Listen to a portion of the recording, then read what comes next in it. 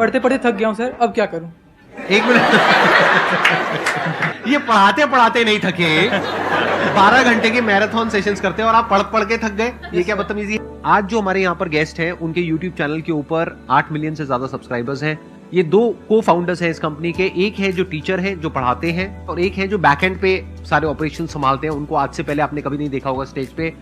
So please give an energetic and warm welcome to the founder of example.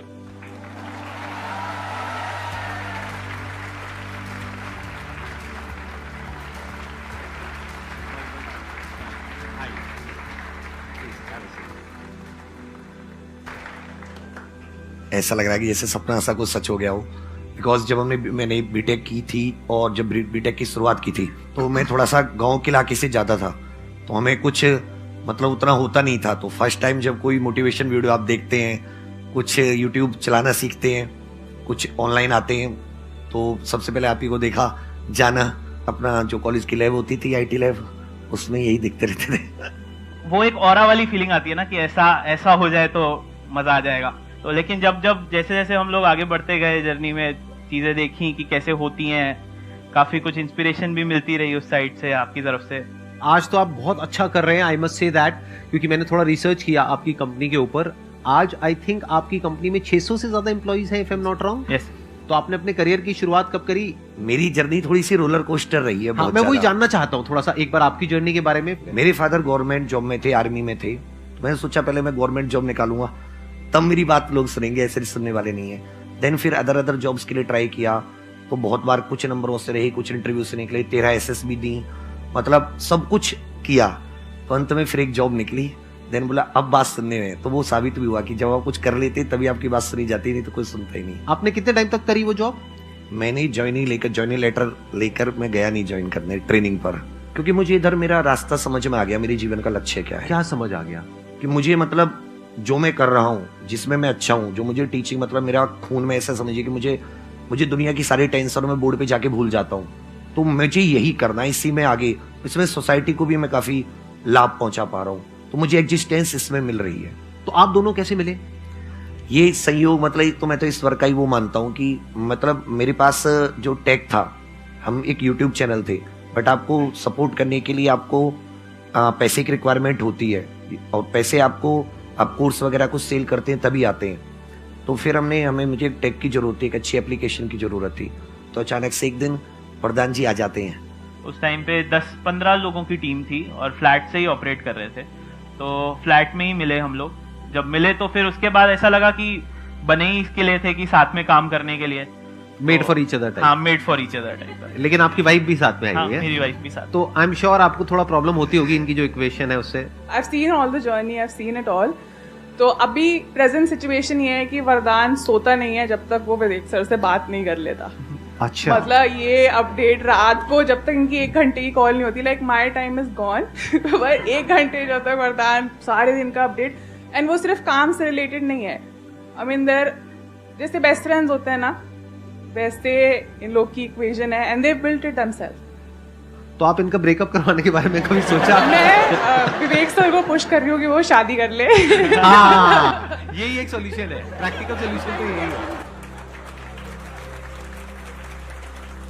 यहाँ पे एक बहुत बड़ी चीज सीखने वाली है कि कोई भी बिजनेस को बड़ा करने के लिए, if you want to really do something big in life, you need somebody जिनके साथ में आपकी एक अच्छी इक्वेशन हो, जिन पर आप ट्रस्ट कर सको, और जिस तरीके से बता रहे हैं कि जिनसे आप डेली रात को 1 घंटा बात कर सको शादी के बाद भी।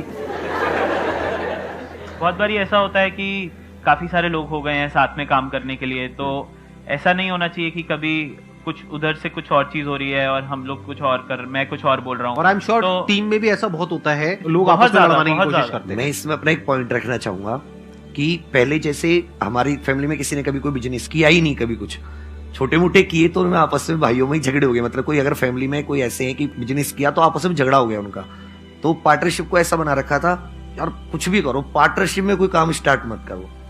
बट मेरी भी वही थिंकिंग थी, कुछ भी करो पार्टनरशिप में मत स्टार्ट करो। लेकिन जब वरदान जी आए, 4 साल हम लोगों को हो गए साथ, और बहुत अच्छे से हम लोगों ने बहुत उतार, बहुत ज्यादा चढ़ाव, बहुत नीचे उतार भी देखे, बहुत रोलर कोस्टर जैसे राइड रही। बट हमारे बीच में आज तक टचवुड एक भी बार तेज आवाज में बात तक नहीं हुई, कोई मतलब जीरो झगड़ा। मैं तो एक ही चीज इसमें मेरे को सबसे मेजर लगती है, वो पेशेंस है। कि कई बारी हम लोग अपनी थिंकिंग में इतने ज्यादा इन्वॉल्व हो जाते हैं कि हम ये सोचते हैं कि जो हम सोच रहे हैं वही सही है। अभी हम लोग दिन में बेशक 1.5-2 घंटा बात होती है, उसका मेजर एक रीजन ये भी होता है कि मैं बिल्कुल अलग चीज सोच रहा हूँ, सर बिल्कुल अलग चीज सोच रहे हैं, और ऐसा नहीं है कि ऐसा होना कोई गलत चीज है। और जब उनके मिलने से एक सॉल्यूशन निकलता है तो वो सॉल्यूशन मेरे को लगता है कि वो सबसे ज्यादा एफिशिएंट सॉल्यूशन होता है। लेकिन उस डिस्कशन में ऑब्वियसली ये आपको ध्यान रखना होता है कि हम लोगों के लिए सिर्फ इस डिस्कशन के लिए खत्म नहीं हो जाएगी जिंदगी, इसके आगे भी बहुत बड़ी जिंदगी है। तो अगर साथ में रहेंगे तो बहुत कुछ अचीव कर पाएंगे। तो हम लोग हमेशा बोलते हैं कि 1 और 1 11 अगर हो सकता है तब तो 1+1 करने का फायदा है। अगर 1+1 2 भी हो रहा है तो फिर कोई उसका इतना फायदा नहीं होता। इसमें मेरा एक छोटा सा वो है कि एक तो कम्युनिकेशन गैप मत रखिए कभी भी। मीन्स आप गुस्सा है अपने पार्टनर से, आपको बहुत गुस्सा आ रहा है उसके किसी बात पे, आप बात कीजिए। सेकंड चीज, एकदम ब्लाइंड ट्रस्ट, मीन्स आपको ऑनेस्ट रहना पड़ेगा। और तीसरी चीज की, मान लेते उन्होंने कोई डिसीजन लिया, अब आपको ये नहीं कि आप उस पर लग गए और ये तो हो ही नहीं सकता। ये ओवर द टाइम आएगा कि आप उन्होंने कोई डिसीजन लिया और आपको उससे का कोई बहुत लॉस हुआ। जैसे मेरे साथ फर्स्ट टाइम क्या हुआ कि हम लोग 4-5 महीने काम करते हुए थे, काम अच्छा हो गया तो मैंने एक डिसीजन ले लिया कि भाई हम पूरे भारत में अब एडवर्टाइजमेंट देंगे अखबार में, न्यूज़पेपर में। वर्दा ने कहा ओके करेंगे। उसने पूरा एजेंसी से बात की, उसको पूरा पे कर दिया। जिस दिन वो निकलने वाला था उस दिन एक दिन पहले मेरा दिमाग बदल गया। मैंने अरे ये तो घाटे की चीज है, तो सही नहीं, अभी हम लोग इतने बड़े नहीं हुए कि हम लोग इतना फैल जाएं, मैनेज कैसे हुआ, नेगेटिविटी आएगी अगर मैनेज नहीं हो पाया। मैंने कहा यार इसको रोको, बोले पैसे तो चले गए। तो वहां पे झगड़ा हो सकता था, वहां पे वरदान कहता है आपने इतना पैसे का लॉस करा दिया, उसने सपोर्ट किया मींस, तो उससे मुझे थोड़ा सा और मिला और अच्छा कॉन्फिडेंस आया। मेरा यहाँ पे ना क्वेश्चन है आप दोनों से कि जैसे यूजुअली क्या होता है बिजनेस में, जैसे 2 को फाउंडर्स होते हैं तो एक होता है जो बहुत ही ऑप्टिमिस्टिक होता है और दूसरा उसको थोड़ा सा रोकता है, लगाम लगाता है। तो आप में से कौन वो रोल प्ले करता है? हंस रहे हो, आपकी हंसी बहुत कुछ कह रही है। वैसे सर बहुत ज्यादा ग्रोथ ओरिएंटेड हैं। पहले मैं शायद थोड़ा ज्यादा रोकता था, लेकिन अब वो धीरे धीरे मैं अब वो भी करना बंद कर दिया। क्योंकि मैं एक छोटी सी स्टोरी बताता हूँ कि जिस टाइम पे हम लोग का एक चैनल जो मेन चैनल है जिसके अभी करीब 8.5-9 मिलियन सब्सक्राइबर्स हैं, हम लोगों ने डिसाइड किया हम एक और चैनल स्टार्ट करेंगे। ये सर का डिसीजन था कि हम एक और स्टार्ट करेंगे। हमें मेन चैनल काफी अच्छा सब कुछ कर रहा था और लिटरली हमने स्टार्ट किए हुए तब 3 महीने हुए थे। मेरे को ये था कि क्या करना है यार, सब तो अच्छा है, क्यों। तो सर ने बोला नहीं हम लोग ना डिफेंस में आएंगे, हम डिफेंस के स्टूडेंट्स को भी पढ़ाना शुरू करेंगे। तो ये भी एक मूव बहुत स्ट्रांग था कि हमें एक और चैनल खोलना है जहां पे 0 सब्सक्राइबर बेस से हम दोबारा से शुरू करेंगे, जहां हमें कोई जानता नहीं होगा। अब वो चैनल भी अब करीब 1.3 मिलियन का हो गया है।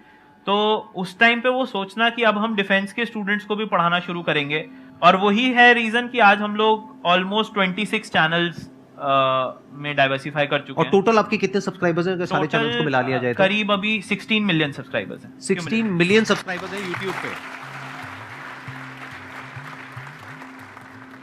First of all very thank you sir कि यहाँ पे मुझे बहुत कुछ सीखने के लिए मिला है। और मेरा क्वेश्चन सर से ये है कि सर जब आप अपनी इनिशियल स्टेजेस पे थे जस्ट टीचिंग के, तो जैसे कि आप खुद भी पढ़ रहे थे और किसी एग्ज़ाम की प्रिपरेशन भी कर रहे थे, तो बहुत सारे ऐसे बच्चे, जैसे मैं भी हूँ, मैं पढ़ाती भी हूँ और मैं कुछ कॉम्पिटिटिव एग्ज़ाम की प्रिपरेशन भी कर रही हूँ। तो कई बार क्या होता है कि हम एक बार में क्लियर नहीं करते उस चीज़ को, हमें 1-2 मतलब बहुत सारे अटेम्प्ट देने पड़ते हैं। तो उस टाइम में माइंड में एक थॉट चलता है कि हम तो इतनी बार फेल हो गए हैं, क्या पता हम अपने स्टूडेंट्स को उतना अच्छा दे पा रहे हैं कि नहीं। तो इस डीमोटिवेशन से कैसे खुद को टैकल करें? इसमें जैसे मैं बहुत बार फेल हुआ हूँ, इतनी बार फेल हुआ हूँ कि एक बार तो मेरे पूरे गांव में टैग लग गया था कि वो सबसे बड़ा फेलियर है, उसका कुछ नहीं होने वाला, कि वहां भी गया बीटेक भी की, ये भी किया, कुछ नहीं होने वाला। मैंने एक चीज देखी कि अगर आप लग गए किसी चीज से, अब आप उसे छोड़िए मत। 2007 से मैंने गवर्नमेंट एग्जाम्स के फॉर्म फिल करने शुरू किए, 10 क्लियर होने वाली थी तब से। जब मैं 25 ईयर्स का हो गया तब जाके मतलब मेरी बीटेक हो गई, बीटेक होने को भी 3 साल हो गए, तब जाके मुझे मिली, लेकिन रैंक मिली। तो मैंने कभी जो अपना फेलियर था उसका सर स्टूडेंट पे नहीं आने दिया। अब जब आप एग्जाम्स देते हैं तो अपने फेलियर से आपको अब बार बार एग्जाम देते हैं तो आपको एग्जाम की नॉलेज ज्यादा हो जाती है। अब जो आपने उससे सीखा वो आप स्टूडेंट को स्ट्रांग कीजिए, और अगर आपने अपने पे काम किया तो आप खुद भी धीरे धीरे फिर स्ट्रांग हो ही जाएंगे। ये जो पॉइंट है ना यहाँ पे जो समझने वाला है वो ये है कि आप जब बच्चों को पढ़ा रहे हैं तो उनको तो नहीं पढ़ा रहे जो कि सेम एग्जामिनेशन की तैयारी कर रहे हैं जिसकी आप कर रहे हैं। आप अगर खुद एक एग्जामिनेशन की तैयारी कर रहे हैं तो हो सकता है ऐसे बच्चों को पढ़ा रहे हैं जो आपसे 3 साल 4 साल 5 साल पीछे हैं। मान लो अभी आप अपनी ग्रेजुएशन पूरी कर चुके हैं और आप बच्चों को पढ़ा रहे हैं जो 11th में है 12th में है, राइट? ऐसे ही कुछ कर रहे होंगे। Like I am preparing for like medical entrance exam, और मैं जो बच्चों को पढ़ा रही हूँ 9, 10, 11, 12 की कैटेगरी में रहते हैं। That's what I am saying. देखना, ध्यान से समझना, 9, 10th में तो आपने सक्सेस को अचीव किया है ना, तो जहां आपने सक्सेस को अचीव किया है वहीं तो उनको सक्सेस को अचीव करवाने की कोशिश कर रहे हो। अभी आप मेडिकल की तैयारी कर रहे हो, दैट मीन्स आप अपनी 12th क्लियर कर चुके हो, एंड आई एम श्योर आपने अच्छे मार्क्स से क्लियर करी होगी। मैं ठीक कह रहा हूं ना? Yes, तो जब आपने अच्छे मार्क्स से क्लियर करी है तो आप कैपेबल हो उन लोगों को अच्छे से पढ़ाने में और उन लोगों की अच्छे से तैयारी करवाने में। तो कभी भी अपने आप को अंडर एस्टिमेट नहीं करना चाहिए।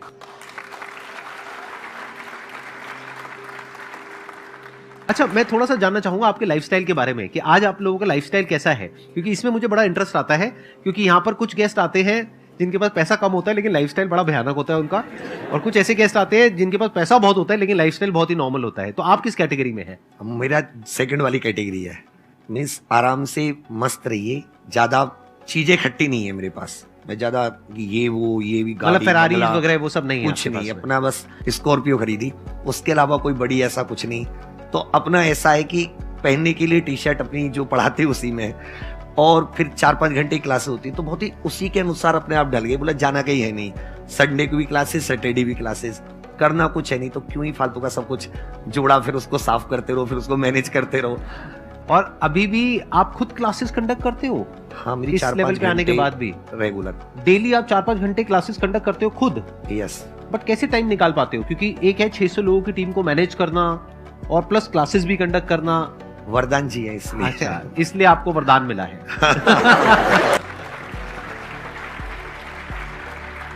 आप अपने लाइफस्टाइल के बारे में कुछ बताना चाहोगे कि मतलब आपका क्या लाइफस्टाइल है? आप किस चीज में बैठ के आ रहे हो इससे बहुत ज्यादा फर्क पड़ता नहीं है, लेकिन आप क्या सोचते हो इससे बहुत ज्यादा फर्क पड़ता है। पढ़ते पढ़ते थक गया हूँ सर, अब क्या करूँ? एक मिनट। सर लेना चाह रहे हैं इस क्वेश्चन को। ये पढ़ाते पढ़ाते नहीं थके, 12 घंटे के मैराथन सेशंस करते हैं और आप पढ़ पढ़ के थक गए, ये क्या बदतमीजी है? हाँ, फिर भी आप बताइए। अब आप पढ़ाना शुरू कीजिए। अब आपके पास ओवरलोड हो गया, अब आप उसको दीजिए किसी को, तब आपको हो सकता है अपने पढ़ाने में कुछ नया निकले। आप उसको पढ़ाओगे तो कुछ नया समझोगे, नया सिखाओगे, फिर आपका जो सोचने का स्तर है वो और बढ़ेगा। मतलब आप क्या करिए, आप अपना रिज्यूम लाए हो अभी? No sir. यही तो गलती करी आपने। आपके सामने कौन बैठे आपको खुद नहीं पता है। 600 लोग काम करते हैं इनकी कंपनी में, अपना रिज्यूम ला करके देना चाहिए था कि सर मैं पढ़ते पढ़ते थक गया हूँ, अब मुझे पढ़ाना है। तो पढ़ाना है तो एग्जामपुर में जाओ, जा करके पढ़ाओ, सीधी सी बात।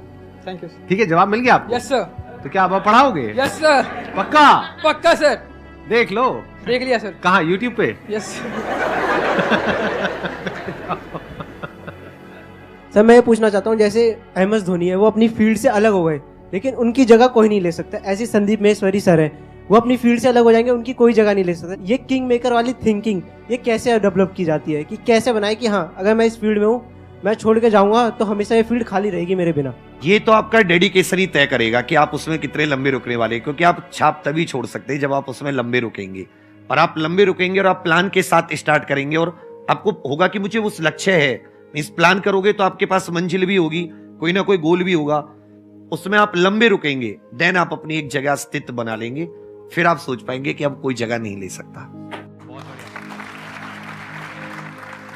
तो आपका जो क्वेश्चन है उसका एक पॉइंट हमको मिला, लंबे रुकना है, यानी कि लाइफ में अप्स भी आएंगे और डाउन्स भी आएंगे। आपने अभी MS धोनी की बात करी, उनकी भी लाइफ में बहुत सारे अप आए हैं और बहुत सारे डाउन भी आए हैं पूरे, अगर आप करियर को देखेंगे तो जब डाउन फेज आता है किसी भी इंसान की लाइफ में, तब वो क्या करता है, ये डिसाइड करता है कि लॉन्ग टर्म में वो उस करियर में अपनी छाप छोड़ पाएगा या नहीं छोड़ पाएगा। ये सबसे इंपॉर्टेंट पॉइंट है जो इन्होंने बोला है। आप बताइए सर, आपका क्या टेक है? आपके क्वेश्चन में एक वर्ड था किंग मेकर, तो वो किंग अपने आप को नहीं, हमारे केस में हमेशा यही है, संदीप सर के में भी देखता हूँ और हमारे में भी, किंग मेकर जो सामने सुन रहा है उसको हमें पॉजिटिविटी पहुंचानी है। चाहे वो हम पढ़ा के पहुंचाएं, चाहे वो हम मोटिवेट करके पहुंचाएं।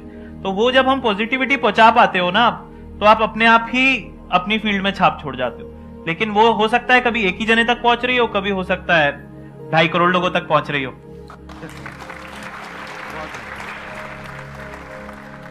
जब किसी काम को आप बहुत ही एक्स्ट्रा ऑर्डिनरी तरीके से करते हो और एक अच्छी नीयत के साथ में करते हो, ये दोनों चीजें जब जाकर के मिल जाती है तो हिस्ट्री क्रिएट होती है, तो कुछ कमाल का होता है। Thank you so much for coming, it means a lot to me and to everybody here.